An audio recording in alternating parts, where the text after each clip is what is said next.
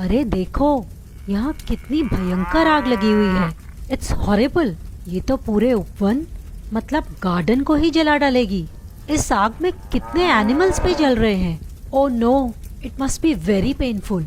ये क्या, इतने सारे मुनि महाराज इस आग में।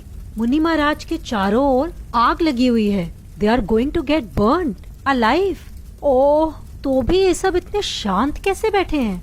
There life is in danger. बच्चों, कौन थे ये मुनिराज?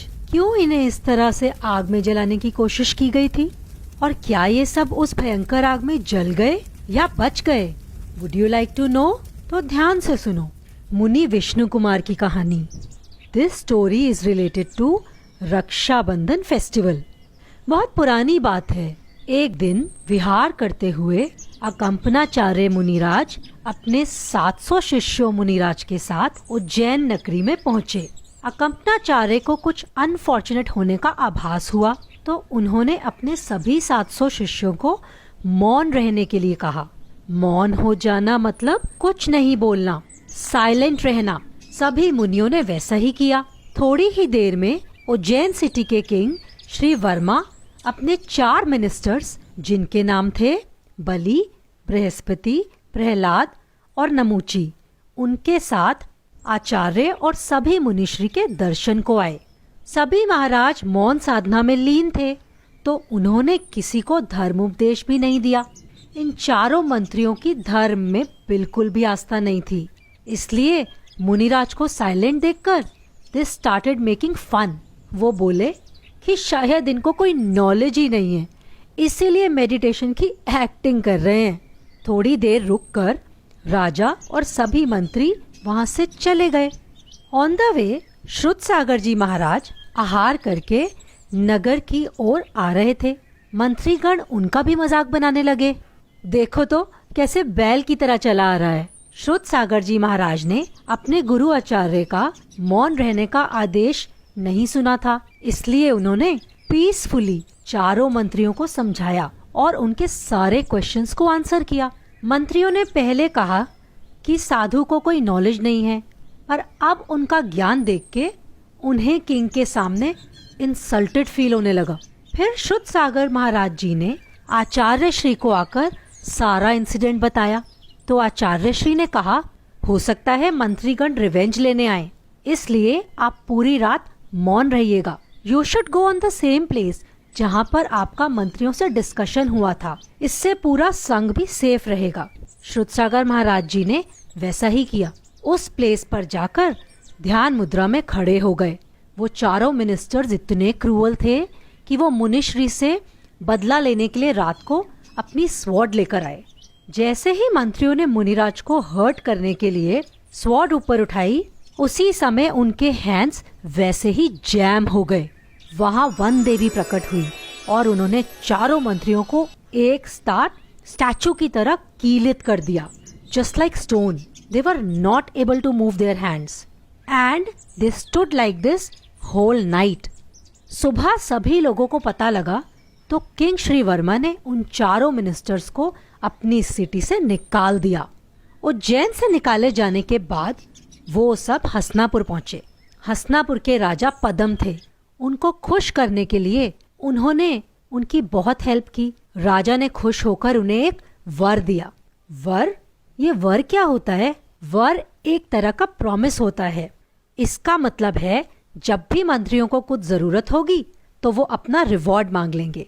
इधर अकंपनाचार्य मुनिराज भी विहार करते हुए अपने 700 शिष्यों के साथ हसनापुर पहुंचे।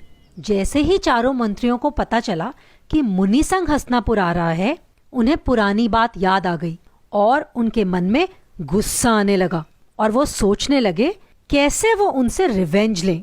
उन चारों मंत्रियों ने राजा पदम से कहा कि हमें अपना वर दे दीजिए। हमें आपका राज्य और राजा के सभी राइट्स नेक्स्ट 7 डेज के लिए चाहिए। Maharaj Padam had to fulfil ministers wish. जैसे ही वो हसनापुर के राजा बने, they started doing wrong things. जहां पर आचार्य श्री ने अपने सभी 700 शिष्यों के साथ ठहरे हुए थे, उस पूरी जगह को चारों तरफ से बड़े बड़े वुडन लॉक से कवर कर दिया और उसको एक हवन कुंड जैसा बना दिया और फिर उसमें आग लगा दी। तब मुनि श्रुतसागर जी महाराज मिथिला नगरी में थे। उन्हें एस्ट्रोलॉजी की अच्छी नॉलेज थी। जब ये सब हो रहा था तो सडनली उन्होंने आसमान में एक स्टार श्रवण नक्षत्र को कांपता हुआ स्पेशल वे में चमकते हुए देखा और उनके मुंह से हा शब्द निकला। ये शब्द उनके शिष्य क्षुल्लक पुष्पदंत जी ने सुना और उन्होंने उसका रीजन पूछा। उन्होंने अपने ज्ञान से जाना कि एक कंपनाचार्य आदि 700 मुनियों पर पापी बलि द्वारा ट्रबल किया जा रहा है। तो क्षुल्लक जी के क्यूरियोसिटी से पूछा कि इसका उपाय क्या हो सकता है। श्रुतसागर जी महाराज ने बताया कि उनके शिष्य विष्णु कुमार मुनि उन्हें विक्रिया रिद्धि है और उससे वे इसका समाधान कर सकते हैं। पता है बच्चों, विक्रिया रिद्धि क्या होती है? ये स्पेशल पावर होती है।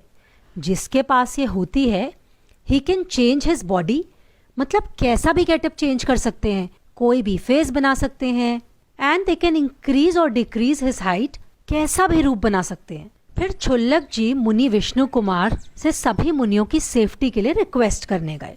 मुनि विष्णु कुमार को तो पता ही नहीं था कि उन्हें कोई ऐसी रिद्धि भी है। तो पता है उन्होंने कैसे जाना कि उनके पास रिद्धि है? उन्होंने चेक करने के लिए अपना हाथ बढ़ाया तो कहीं भी रुके बिना बहुत दूर तक चला गया एंड ही रियलाइज्ड कि वो कैसा भी रूप चेंज कर सकते हैं। पता है बच्चों, मुनिराज को क्यों नहीं पता था? क्योंकि इन रिद्धियों की तो उन्हें जरूरत ही नहीं होती। वो तो अपनी आत्म साधना में लीन रहते हैं और परम सुख मोक्ष को प्राप्त करना चाहते हैं। फिर मुनि विष्णु कुमार शीघ्र ही हस्तिनापुर गए। वहाँ हस्तिनापुर के किंग पद्म उनके भाई थे। वो अपने भाई किंग पद्म से बोले, तुम्हारे राज्य में मुनियों पर यह उपसर्ग और अत्याचार कैसा? राजा Padma felt very guilty and he bent down on his legs. उनकी आंखों में आंसू आ गए। वे बोले, प्रभु, ruling this city is not in my hand. दुष्ट बलि ने मुझसे वचनबद्ध करके, मतलब प्रॉमिस लेकर, ये राज्य 7 दिनों के लिए मुझसे ले लिया है। सो आई एम हेल्पलेस हियर। भगवान, आप ही कुछ कर सकते हैं। आप ही इस उपसर्ग को किसी तरह दूत करके शीघ्र मुनि संघ की रक्षा कीजिए। सभी मुनियों की रक्षा करने के लिए मुनि विष्णु कुमार ने सबसे पहले अपना मुनि पद छोड़ा। बच्चों, आपको पता है ना, मुनि विष्णु कुमार को विक्रिया रिद्धि थी। तो अपनी सुपर पावर से वो छोटे से भिक्षुक ड्वार्फ का रूप लेकर वहां गए और यज्ञ मंडप में अच्छी अच्छी मीठी मीठी बातों से बलि और उन चारों मंत्रियों को प्रसन्न किया। प्रसन्न होकर राजा बलि ने ड्वार्फ ब्राह्मण से कहा, Maharaj, it's our good luck that you came here. आप जो चाहे निसंकोच मांग ले। मुनि विष्णु कुमार बने उस ड्वार्फ यानी भिक्षुक ने कहा, मुझे ज्यादा कुछ नहीं चाहिए, सिर्फ लैंड के 3 स्टेप्स यानी 3 पग चाहिए। सभी लोग उन पर हंसने लगे और बोले कि तुमने अपनी साइज जैसा बहुत छोटी चीज मांगी है। ठीक है, रख लो जहाँ पर तुम्हें अपने 3 स्टेप्स रखने हैं। पता है बच्चों, मुनि विष्णु को विक्रिया रिद्धि थी ना। अपनी सुपर पावर से ही increased his height so much, इतना बड़ा कि he kept his first step on Sumeru पर्वत and second step on Manushottar पर्वत। दैट मीन्स 2 स्टेप्स में ही सारा मनुष्य लोक आ गया, लेकिन 3rd स्टेप के लिए तो कोई स्पेस ही नहीं बचा। All were scared. देवगण भी सरप्राइज थे एंड दे केम फ्रॉम स्वर्गलोक। उन्होंने बलि को बांध दिया। बलि और चारों मंत्री फेल डाउन, मुनि विष्णु कुमार के चरणों में गिर पड़े। दे फेल्ट गिल्ट, बारंबार क्षमा मांगने लगे, सॉरी बोलने लगे। जब मुनि विष्णु कुमार ने देखा कि वो चारों मंत्रियों को अपनी गलती का एहसास हो गया है, उन्होंने अपनी विक्रिया समेट ली। दैट मीन्स वो फिर से अपने ओरिजिनल फॉर्म में आ गए और अकंपनाचार्य आदि 700 मुनियों का उपसर्ग समाप्त हो गया और चारों ओर शांति छा गई। मुनि विष्णु कुमार ने आगम अनुकूल मुनि पद छोड़ने का प्रायश्चित लिया और फिर उन्होंने घोर तपस्या की और उनको फाइनली मोक्ष हो गया। वो चारों मंत्री भी सच्ची धर्म को ग्रहण कर उसी के उपासक बन गए। पता है वो कौन सा दिन था? हाँ, ये दिन था श्रावण मास का पूर्णिमा का दिन। इसी दिन मुनियों की रक्षा हुई थी। इस दिन को याद रखने के लिए लोगों ने हाथ में रक्षा सूत्र के थ्रेड्स बांधे। तभी से ये दिन रक्षा बंधन के नाम से मनाया जाने लगा। जय जिनेंद्र।